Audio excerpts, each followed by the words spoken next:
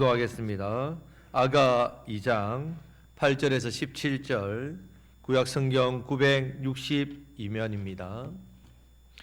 아가 2장 8절에서 17절 말씀을 제가 봉독하겠습니다. 내 사랑하는 자의 목소리구나. 보라, 그가 산에서 달리고 작은 산을 빨리 넘어오는구나. 내 사랑하는 자는 노루와도 같고 어린 사슴과도 같아서 우리 벽 뒤에 서서 창으로 들여다보며 창살 틈으로 엿보는구나. 나의 사랑하는 자가 내게 말하여 이르기를, 나의 사랑 내 어여쁜 자야, 일어나서 함께 가자. 겨울도 지나고 비도 그쳤고 지면에는 꽃이 피고 새가 노래할 때가 이르렀는데 비둘기의 소리가 우리 땅에 들리는구나. 무화과 나무에는 푸른 열매가 익었고 포도나무는 꽃을 피워 향기를 토하는구나. 나의 사랑 나의 어여쁜 자여, 일어나서 함께 가자. 바위 틈 낭떠러지 은밀한 곳에 있는 나의 비둘기야, 내가 내 얼굴을 보게 하라. 내 소리를 듣게 하라. 내 소리는 부드럽고 내 얼굴은 아름답구나. 우리를 위하여 여우 곧 포도원을 허는 작은 여우를 잡으라. 우리의 포도원에 꽃이 피었음이라. 내 사랑하는 자는 내게 속하였고 나는 그에게 속하였도다. 그가 백합화 가운데에서 양떼를 먹이는구나. 내 사랑하는 자야, 날이 저물고 그림자가 사라지기 전에 돌아와서 베데르 산의 노루와 어린 사슴 같을지라. 아멘. 아가 말씀은 단순히 사랑 노래가 아닙니다. 솔로몬과 술라미의 사랑을 통해서 예수 그리스도와 성도 간의 사랑의 교제, 친밀함을 보여줍니다. 이제 사모하는 주님을 마침내 성도가 만났습니다. 주님께 칭찬을 듣습니다. 주님과 깊은 교제에 들어갔습니다. 주님을 사모하는 자에게 사랑의 교제, 이 사랑의 교제를 통해서 주님의 향기를 맡게 합니다. 주님의 아름다움을 보게 합니다. 향기를 맡고 아름다움을 보면 그 주님의 향기와 아름다움이 성도에게 나타납니다. 세상 사람들에게 예수님의 향기와 사랑, 아름다움이 여러분을 통해 나타납니다. 자, 그 교제 안에서만 우리 영이 생명력을 얻습니다. 그 교제 안에서만 우리 영이 회복됩니다. 자, 이제 더 나아가서 2장에서 주님과 성도 간의 이 사랑의 교제가 더 깊어져서 이제 친밀한 관계가 됩니다. 친밀한 관계. 자, 성도의 자랑은 지난주에 뭐라 했습니까? 주님과의 친밀함입니다. 이렇게 말씀을 드렸습니다. 자, 이제 주님은 우리와의 친밀함을 통해서 오늘 말씀의 제목처럼 일어나서 함께 가자 말씀합니다. 친밀함이 왜 중요하냐? 친밀함을 통해서 우리에게 다음 말씀합니다. 어떤 말씀요? 일어나서 함께 가자. 자, 8절 말씀을 해서 술라미가 먼저 이렇게 말합니다. 다 같이 읽겠습니다. 내 사랑하는 자의 목소리로구나. 보라, 그가 산에서 달리고 작은 산을 빨리 넘어오는구나. 아멘. 얼마 전에 멀리 있었던 사랑하는 자가 돌아오고 있는데 사람이 먼저 보이지 않습니다. 목소리부터 들립니다. 술라미야. 그 소리를 듣자마자 술라미는 압니다. 아, 내 사랑하는 자가 오는군요. 내 사랑하는 자가 오는구나. 밖에 나가서 멀리 달려오는 모습을 봅니다. 산과 작은 산을 넘어옵니다. 산과 작은 산을 넘어왔다는 게 단순히 지형을 말하는 게 아닙니다. 가로막고 있는 장애물들, 방해물들이 있다는 거예요. 그것을 뛰어넘어 오신다는 겁니다.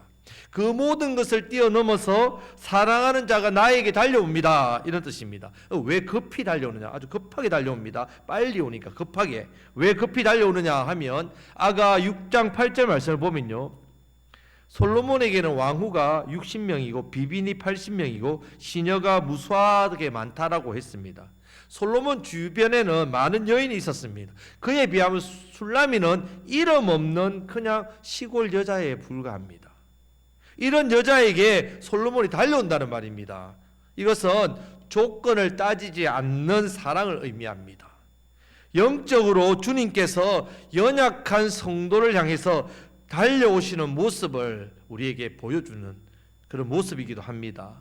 고린도전서 1장 26절 이하의 말씀 보면요, 하나님께서는요 세상에 지혜 있는 자, 능한 자, 문벌 좋은 자, 이런 자를 부르신 게 아닙니다. 오히려 미련한 자들, 약한 자들, 천한 자들을 택하셨다라고 말씀합니다.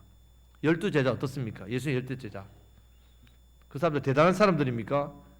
어부였죠. 세리였습니다. 그 당시에 죄인 취급당하는 세리, 부족한 사람들입니다. 자, 이런 자들을 예수님께서 일방적으로 찾아오셔서 불러주시고 제자 삼아주셨습니다. 자, 오늘 말씀에서 주님은 왜 술라미에게 달려오시는가, 이것을 우리에게 알려줍니다. 단지 내가 사랑한다, 너 나 사랑해, 이것을 확인하려고 그렇지 않습니다. 우리가 지난 1장부터 지난주 2장 7절까지 3주 동안 아가 말씀을 들었습니다. 친밀한 교제를 누리게 하셨지요. 이제 이 친밀한 교제에서 더 깊은 자리로, 어떤 자리로 부르시기 위해서, 자, 따라 하시겠습니다. 사명의 자리, 사명의 자리로 부르시기 위해서 오셨다는 말입니다. 마가복음 3장 14절 15절 말씀에서 예수님이 제 아들을 부르신 목적이 나옵니다. 분명히 나옵니다. 다 같이 읽겠습니다. 이에 12를 세우셨으니 이는 자기와 함께 있게 하시고 또 보내사 전도도 하며 귀신을 내쫓는 권능도 가지게 하려 하심이러라. 아멘. 함께 하시는 건 친밀함이죠. 친밀함을 갖고 또 어떻게 해요? 보내신다는 말입니다. 예수님은 우리를 부르실 때 친밀함, 그 주님 안의 사랑의 교제와 친밀함, 여기서 머물지 않고 세상으로 보내시기 위해서 우리를 부르셨습니다. 자, 오늘 말씀에서 주님이 우리를 사랑으로 찾아오셨지요. 찾아오셨는데 찾아오시고 나서 급하지 않습니다. 신중하게 살핍니다. 우리를. 마침내 일어나서 함께 가자라고 부르신다는 사실을 알아야 됩니다. 사랑으로 찾아오신 주님께서 저와 여러분들을 어떤 자리로 부르시는가, 어떤 자리로 일어나서 함께 가자라고 하시는지를 깨닫게 되시는 복된 시간 되시기를 주님의 이름으로 축복합니다. 아멘. 자, 첫 번째, 주님은 사랑으로 우리를 찾아오셔서 사명의 자리로 부르십니다. 자, 8절 말씀을 다시 다 같이 읽겠습니다. 내 사랑한 자의 목소리로구나. 보라, 그가 산에서 달리고 작은 산을 빨리 넘어오는구나. 아멘. 자, 여기서 먼저 보아야 할 것은요, 사랑하는 자가 먼저 움직였습니다. 사랑하는 자가 먼저 움직였다는 사실입니다. 술라미가 먼저 찾아간 것이 아닙니다. 솔로몬이 먼저 찾아왔습니다. 우리가 하나님을 먼저 찾아간 것이 아닙니다. 하나님께서 우리를 먼저 찾아오셨습니다. 우리가 어떨 때 찾아오셨습니까? 우리가 아직 죄인 되었을 때에, 우리가 아직 부족하고 연약할 때에, 우리가 내세울 것 없고 자랑할 것이 없을 그때에 주님은 우리를 먼저 찾아오셨습니다. 술라미를 찾아온 솔로몬처럼 그냥 걸어오신 게 아닙니다. 산을 넘고 작은 산을 넘어 달려오셨습니다. 이 모습은요, 주님이 우리를 얼마나 사랑하시는지 그 사랑의 적극적인 모습, 크신 사랑, 이것을 알 수 있습니다. 우리를 향한 주님의 사랑은요, 뭐 느릿느릿한 사랑, 그냥 무관심한 사랑, 그냥 대충대충 그냥 흉내만 내는 사랑이 아닙니다. 장애물을 뚫고 장애물을 극복하고 뚫고 오신 사랑입니다. 사탄의 방해가 있어도, 환경의 장벽이 있어도, 과거에 우리 죄와 아픔과 상처와 문제와 부끄러움이 있어도요, 그것 아무 상관없습니다. 주님은 그것을 뛰어넘어 우리에게 오셔서 우리를 사랑하십니다. 오늘 말씀은 여기서 멈추지 않습니다. 주님이 찾아오시는 이유는요, 내가 너를 사랑한다, 너도 나를 사랑하지, 이것을 확인하는 데 그치지 않습니다. 자, 10절 말씀을 다 같이 읽겠습니다. 나의 사랑하는 자가 내게 말하여 이르기를 나의 사랑 내 어여쁜 자야, 일어나서 함께 가자. 일어나서 함께 가자. 나의 사랑하는 자가 부릅니다. 단순히 연인의 초대 아닙니다. 사랑하는 사람이 사랑하는 사람을 그냥 부르는 게 아닙니다. 교제의 자리에서 사명의 자리로 옮기시는, 그 옮기는 부르심입니다. 부르심. 자, 우리는 신앙생활을 너무 쉽게 생각합니다. 신앙생활을 좀 은혜롭게, 무탈하게, 서로 갈등 없이 교회생활 잘하면 되지. 말씀 좀 잘 듣고 기도 나름대로 좀 잘하고 그렇게 은혜를 잘 받으면 되지. 예배 잘 드리고 나름대로 봉사 잘하면서 그렇게 신앙생활 하면 되지. 예, 물론 귀한 일입니다. 귀한 일입니다. 하지만 주님은 거기서 멈추게 하지 않으십니다. 아브라함도 부르심을 받았지요. 부르심을 받을 때 그냥 온나라고 안 했습니다. 너는 본토 친척 아비 집을 떠나라. 내가 내게 보여줄 땅으로 가라. 처음 가보는 땅, 몇백 킬로 떨어진 땅. 본토 아비 친척을 버리는 거 그 당시에 자신의 안정, 미래, 삶의 풍족함을 보장할 수 없습니다. 모세도 80세에 절망에 있는 모세, 미디안 광야에 있을 때에 하나님 부르셨죠. 이제 가라. 내가 너를 바로에게 보내리라. 바로에게 가면 죽는데요. 목숨을 걸게 자리에 부르면. 사도 바울 어떻습니까? 다메섹 도상에서 예수 믿는 사람 죽이러 갈 때 그 길가에서 주님이 부르셨습니다. 내가 너를 이방인의 복음을 전하는 이방인의 사도로 보내리라. 목숨 거는 일입니다. 주님은요 언제나 먼저 우리 자신을 알게 하십니다. 네가 어떤 사람이냐, 네가 어떤 사랑을 받았느냐, 네가 어떤 은혜를 받았느냐, 그것을 알게 하시고 친밀한 가운데 사랑의 교제로 우리를 친밀하게 대하신 그 다음에 사명의 자리로 부르십니다. 먼저 친밀함을 주시고 그 다음에 보내십니다. 먼저 사랑을 경험하게 하시고 그 다음에 헌신을 요구하십니다. 사랑하는 성도 여러분, 주님이 나를 사랑하신다. 변함없이 사랑하신다. 예, 확신하시죠? 이 사실에만 머물면 절대로 안 됩니다. 그 사랑은 우리를 편안한 자리에 눕혀두기 위함이 아닙니다, 여러분. 일어나서 함께 가자 하신단 말입니다. 친밀함에서 일어나서 함께 가자 이 음성이 들리게 하신다는 말입니다. 성도님들 중에 그런 분이 있습니다. 주님과 은혜로운 교제 좋습니다. 예배 은혜 받는 거 좋습니다. 말씀도 너무 좋습니다. 기도도 좋습니다.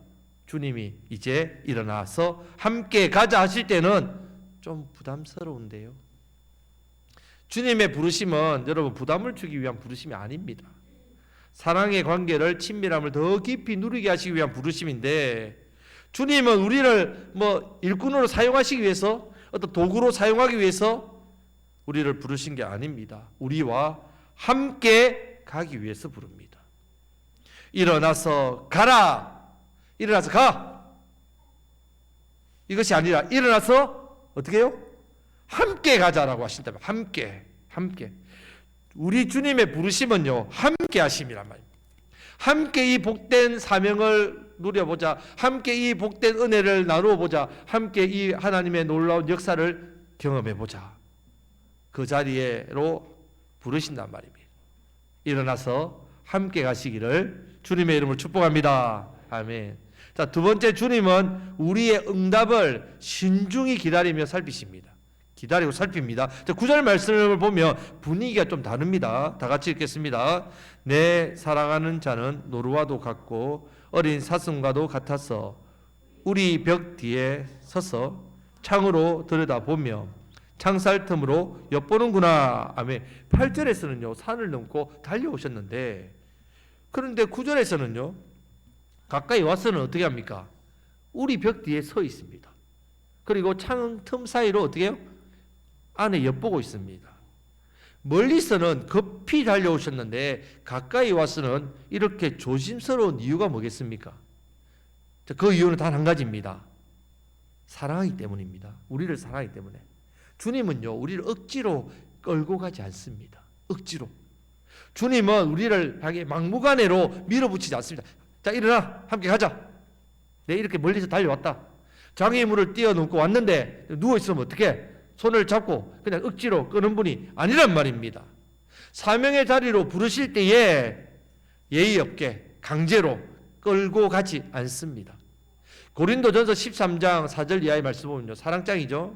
사랑은 오래 참고 사랑은 온유합니다. 무례히 행하지 않습니다. 무례히 행하는 것. 우리가 너무 쉽게 주의 일이라고 무례히 행합니다. 목사인 저도 마찬가지고. 주의 일이라고 해서 성도님들에게 무례하게 요구하고 무례하게 강요하고 그렇게 하지 않습니다. 주님의 사랑은 그렇단 말입니다. 주님은 사랑을 빙자해서 무례하게 행하고 우리를 그렇게 함부로 다루지 않으십니다. 기다려 주십니다. 우리의 형편을 살펴봐 주십니다. 응답할 때까지 참아 주십니다. 이 사람이 정말 나를 사랑하는가? 주님을 사랑하십니까? 그 사랑을 확인받고 싶고, 주님의 부르심 앞에서 우리가 어떤 마음 품고 있는가를 보신다는 말입니다.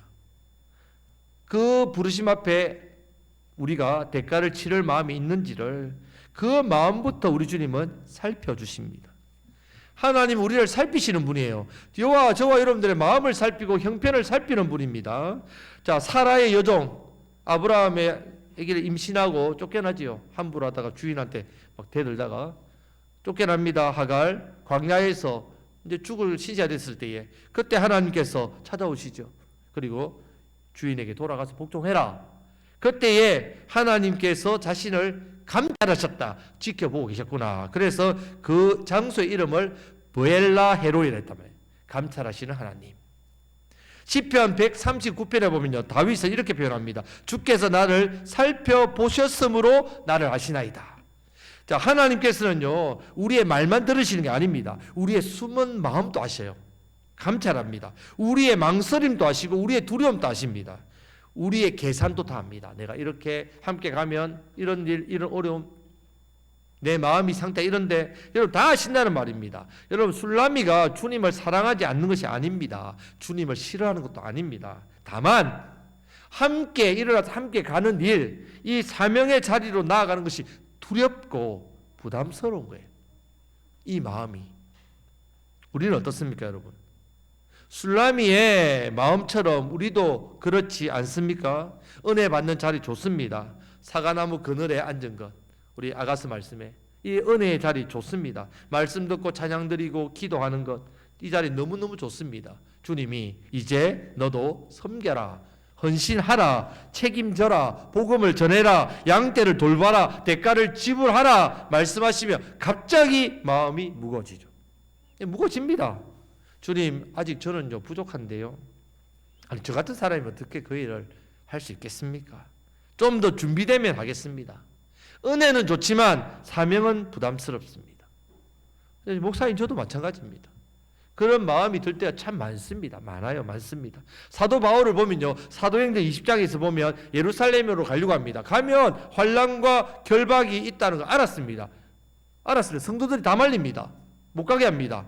알면서도 사도행전 20장 24절 말씀, 사도 바울의 고백입니다. 다 같이 읽겠습니다. 내가 달려갈 길과 주 예수께 받은 사명, 곧 하나님의 은혜의 복음을 정언하는 일을 마치려 하면은 나의 생명조차 조금도 귀한 것으로 여기지 아니하노라. 아멘. 주님의 부르심 앞에 응답하는 사도 바울의 모습입니다.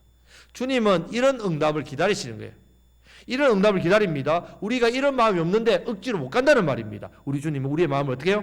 살피고 기다려 주십니다. 우리는 중요한 사실을 한 가지 더 봐야 합니다. 주님은 우리의 연약함을 아시기 때문에 우리가 즉시 일어나 그 부르심에 응답하지 않아도 정죄하지 않습니다. 사람은 그것밖에 안 돼? 좀 해주면 안 돼? 왜 못해? 왜 거절해? 이렇게 하면서 그 사람에게 정죄하지만 우리 주님은 그렇지 않습니다. 자, 14절에서 보면 주님은 숨어있는 술라미에 향해서 이렇게 말씀합니다. 자, 다 같이 읽겠습니다. 바위 틈 낭떠러지 은밀한 곳에 있는 나의 비둘기야, 내가 내 얼굴을 보게 하라. 내 소리를 듣게 하라. 내 소리는 부드럽고 내 얼굴은 아름답구나. 아멘. 얼마나 놀라운 말씀입니까? 술라미 숨어 있습니다. 부르심 앞에 머뭇거리고 있습니다. 그런데 주님은 술라미를 책망하지 않습니다. 왜 안 나와? 왜 순종 안 하느냐? 왜 이렇게 믿음이 없어? 이렇게 말씀하지 않습니다. 오히려 얼굴을 보여다오. 내 목소리 들려다오. 내 소리는 부드럽고 내 얼굴은 아름답구나. 이렇게 말씀합니다. 자, 주님은 우리가 사명의 자리에 즉시 나오지 않더라도 내 얼굴을 보여다오. 최소한 사랑의 교제의 자리는 어떻게 해요? 나오라. 끊어지지 않도록 부르십니다. 숨어 있더라도 기도하라고 하십니다. 힘들더라도 부담스럽더라도 주님 앞에 나오랍니다. 두려워도 주님의 얼굴 피하지 말라는 겁니다. 우리가 한 주일 동안 죄를 너무 많이 지어가지고 예배의 자리에 나올 힘이 없어요. 주님 이 예배의 자리에, 은혜 자리에 도무지 염치가 없어서 못 나오겠어요. 그렇게 하지 말라는 말입니다. 오라는 겁니다. 주님께서 오라는 거예요. 피하지 마라. 그렇게 사랑으로 말씀합니다. 주님은 오늘도 저와 여러분들의 마음을 신중하게 살피시면서 기다리고 계십니다. 이렇게 묻고 계십니다. 내가 정말 나와 함께 가려느냐? 그 마음이 진실하면 일어나서 함께 가자. 그렇게 말씀합니다. 우리의 응답을 기다리시는 분이에요. 기다려 주십니다. 주님이 일어서서 함께 가자 하시는 그 응답에 여러분들이 그 마음을 가지시기를 축복합니다. 함께 나아가시기를 축복합니다. 함께 그 사명의 자리, 복된 자리로 나아가시는 저와 여러분들 되시기를 주님의 이름으로 축복합니다. 아멘. 일어나서 함께 가기 위해서는요, 반드시 잡아야 될 게 있습니다. 자, 세 번째, 주님의 응답에 그 부르심의 응답을 받으려면요, 작은 여우를 반드시 잡아야 합니다. 11절부터 13절 말씀까지 보면 사랑하는 자는 계속 말합니다. 다 같이 읽겠습니다. 겨울도 지나고 비도 그쳤고 지면에는 꽃이 피고 새가 노래할 때가 이르렀는데 비둘기의 소리가 우리 땅에 들리는구나. 무화과 나무에는 푸른 열매가 익었고 포도나무는 꽃을 피워 향기를 토하구나. 나의 사랑, 나의 어여쁜 자여 일어나서 함께 가자. 이 말씀은 단순히 계절을 묘사하는 게 아닙니다. 때가 되었다는 뜻입니다. 겨울 지났습니다. 비도 그쳤습니다. 이제 활동한 봄이 되었습니다. 영적으로 보면요, 하나님 나라가 도래했습니다. 복음이 때입니다. 은혜 받을 때입니다. 마지막 때입니다. 일할 때입니다. 추수할 때입니다. 여러분 우리 한창 지금 모내기 하잖아요. 계속.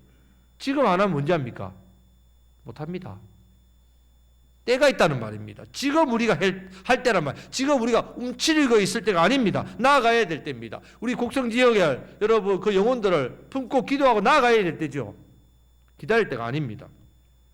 세월은 언제까지 기다려주지 않습니다. 은혜는 언제까지 부어주지 않습니다. 헌신할 마음도 용기도 내가 원한다고 다 되는 건 아닙니다, 여러분. 지금의 때란 말입니다. 술라미도 이 때를 알았습니다. 주님이 부르심 앞에 일어나서 함께 가려고 했지만 주님의 부르심, 그 사랑의 부르심 앞에 나아가지 못한 이유가 나옵니다. 이것이 문제죠. 우리 인생에도. 자, 15절 말씀에 이유가 나옵니다. 다 같이 읽겠습니다.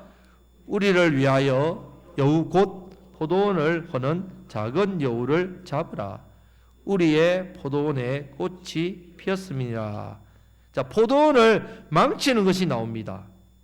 포도원을 망치는 것이 나오는데 이 망치는 것에 큰 사자나 그런 무서운 엄청난 그런 존재들이 아니라 작은 여우입니다. 자, 우리 신앙도 마찬가지입니다, 여러분. 우리 신앙.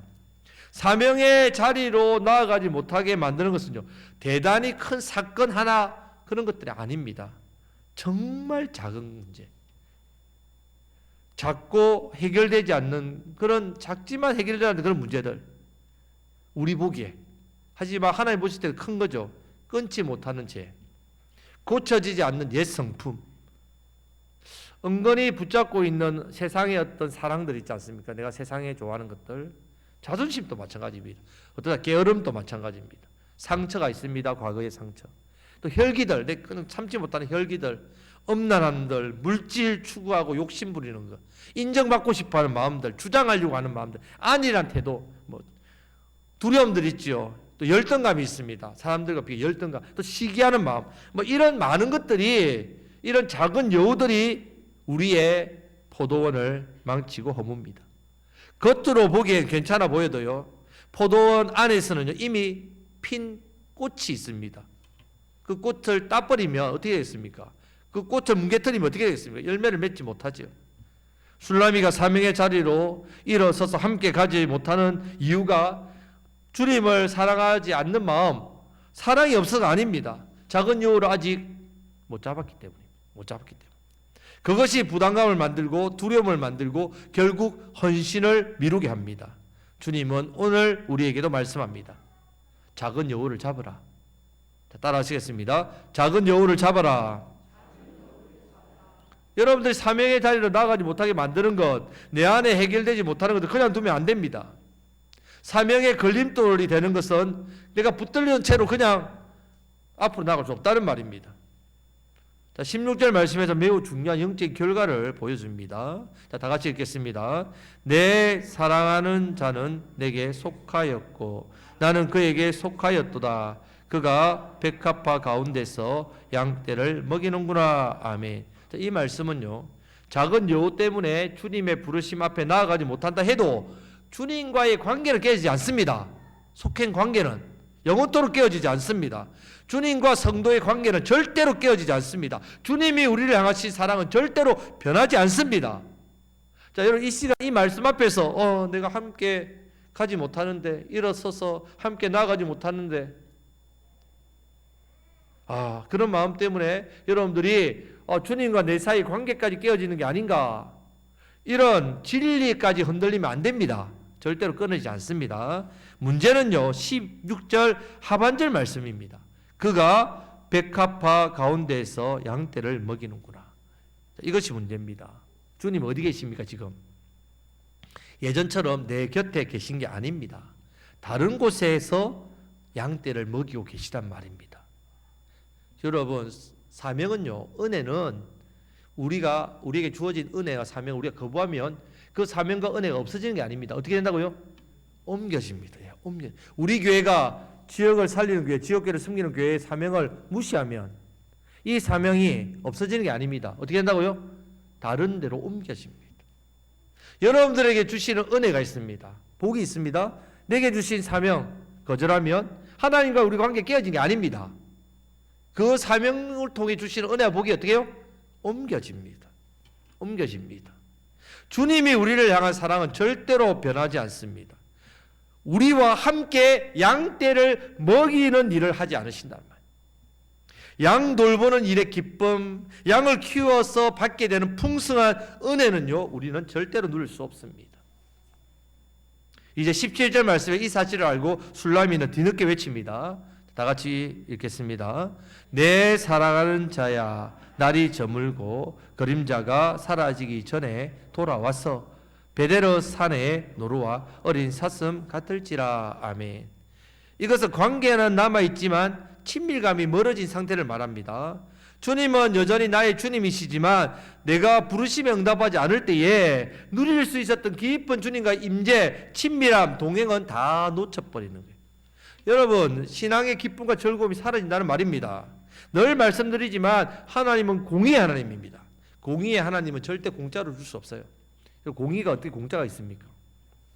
우리가 구원받은 거 여러분 돈 내고 구원받았습니까? 열심히 뭔가 대가를 지불해서 구원받았습니까? 아니죠. 어떻게 받았습니까? 거저 받았지요. 공짜로 받았네? 아니죠. 대신 누가? 예수님이 자신의 생명 값으로 우리의 죄값을 다 지불하셨다면 우리가 지불할 능력이 없으니까 공짜 아닙니다, 여러분. 엄청난 대가를 지불해서 저와 여러분들 구원받았습니다. 그럼 예수님 믿고 나서 구원받고 나서 그 이후의 복은요? 그 은혜는요? 나는 그냥 교회 왔다 갔다 하니까 하나님 복 주시던데요. 천만의 말씀요. 절대 그럴 수 없습니다. 공의의 하나님은 공짜로 안 줍니다. 어떻게 받습니까? 사명 감당할 때, 주신 사명 감당할 때 받습니다. 따라 하시겠습니다. 사명 감당할 때 받습니다. 우리에게 두 가지 큰 사명이 있댔죠. 지금 여러분들 모여서 드릴 예배의 사명, 흩어져서 영혼을 섬기는 복음을 전하는 사명, 두 가지 큰 사명은 저 여러분들이 다 받은 사명입니다. 예배의 사명, 삶으로 드리는 예배, 삶 속에서 예수님을 전하는 복음 사명, 이 사명을 감당할 때 받습니다. 이 사명 안에 복이 있기 때문에 이 사명 안에 이 복을 감춰줬단 말입니다. 사명 안에 들어가야 이 복을 누릴 수 있다는 말입니다.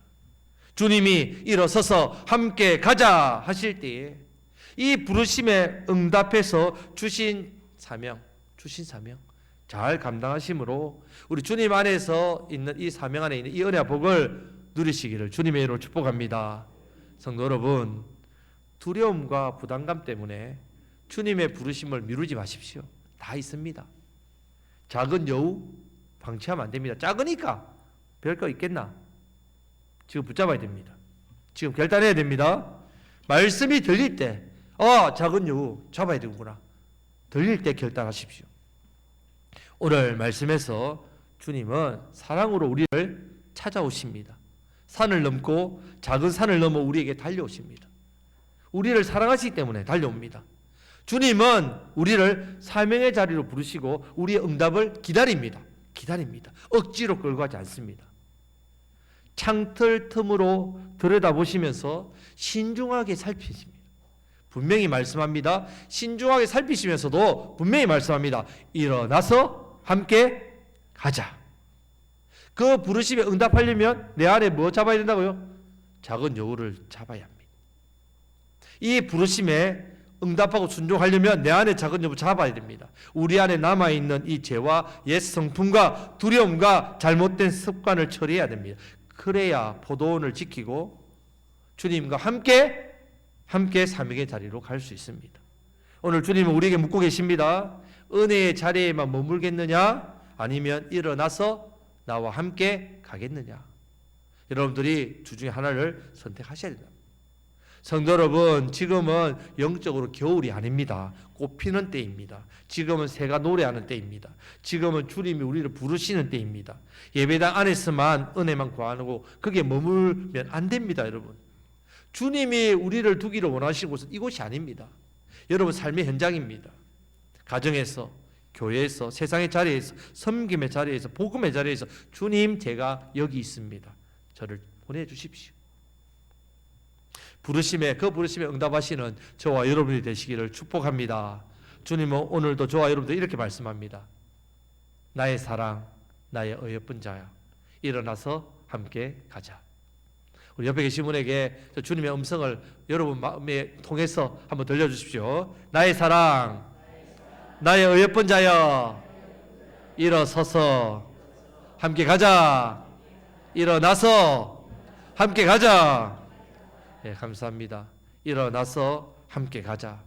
이 주님의 음성에 응답해서 내 삶의 자리에서 예배자로, 내 삶의 자리에서 영혼에게 복음을 전하는 축복의 통로로 이 사명을 잘 감당하심으로 사명 안에 있는 은혜와 복을 누리고 우리 주님과 더욱 친밀해지고 주님과 함께하는 저와 여러분 되시기를 주님의 이름으로 축복합니다. 아멘.